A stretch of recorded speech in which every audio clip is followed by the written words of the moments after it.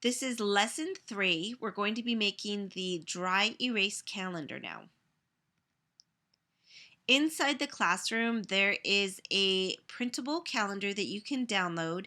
It prints onto 8x10 paper, so you don't need a special printer. You're just going to print it out. You'll put the glass portion of your frame over the top of the calendar.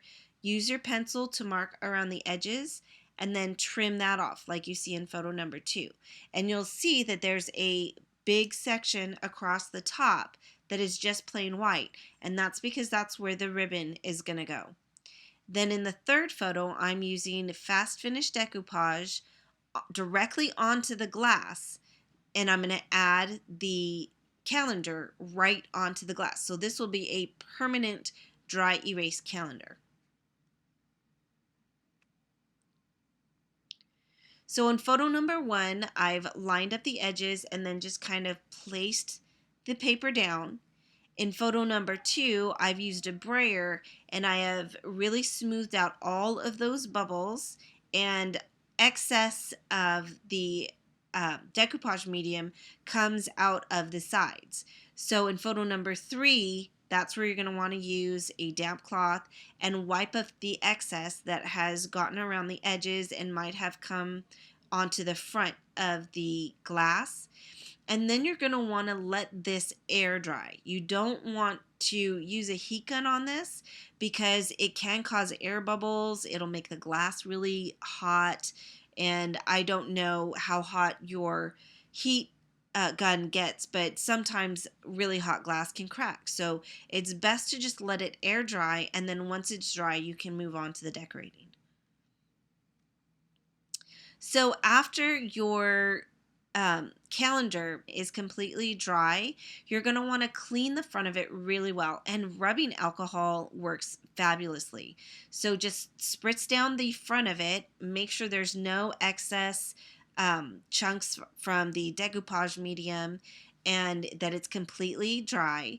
Then you're going to use some fabric glue across the top and put down a wide piece of ribbon. And I'm using denim, but you can use satin, burlap, canvas, linen, muslin, anything that you would like that can go across the top there. And then across the bottom, I did the same thing. I used a very tattered hem across the bottom of mine and adhered it with fabric glue. You can use anything that you would like across the bottom. Now you're just going to place the calendar into the frame, and you are going to seal it up, and you should have something that looks like the photo on the right hand side. Inside the classroom, there is a bonus demo video of how you can make the denim bow that you see in the photo here. And if you don't have a bow at all, you don't need one, but if you do have a bow at all, then you can see how to make this denim bow. And now you get to decorate. You can decorate it any way that you'd like. I added a crochet flower spray, a denim bow, a fabric flower, crochet flower, a flower cabochon, another, and then on the top I added more flower cabochons and a crochet flower, and then another fabric flower. And here are some close-ups. That's the top corner where the bow is, and you can see all those different layers of color and the scratches that are in there, and what you have sanded off, and just all the rich layers that you get from this technique. And here are a couple more close-ups. You can see the script writing in the background. You can see the scratches that we put in.